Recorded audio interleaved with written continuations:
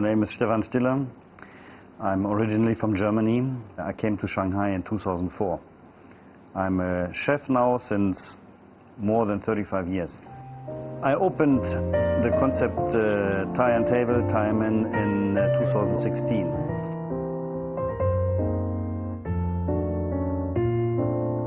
This was an idea I had already in mind for a long time, like having a small place, limited seats, not too large, and something where the kitchen is open, fully exposed, and where it's also kind of interactive. I think it's important for guests to understand the food, and then chefs can explain better than any waiter or any service and stuff. I always like cooking, and I think it was an interesting profession. When you work in the kitchen and you work with food, it's a very different product to work with. And to turn something simple to a fantastic dish, to something where people are really, really amazed and very happy, it's a great experience.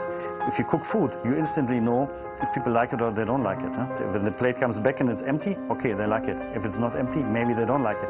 So you get an instant reward in cuisine and in cooking. In the first place, it was a job offer I had, and so I was working for some restaurants in the early years. And in 2007, I opened my first own restaurant, which I have been running at the Cool Dogs Lomato from 2007 to 2013, a restaurant and a cooking school. But then the location became too expensive. It worked very well, but there are always like periods in Shanghai.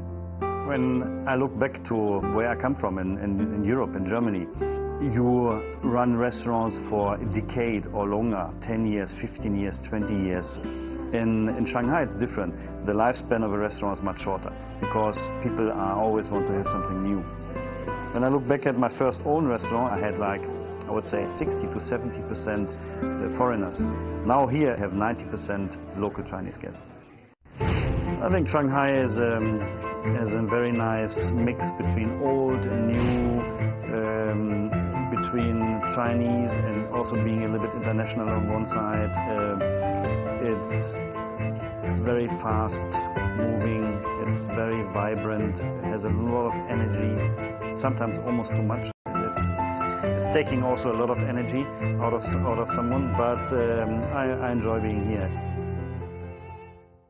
I have a few team members working for me since more than 10 years. They are like a part of my family.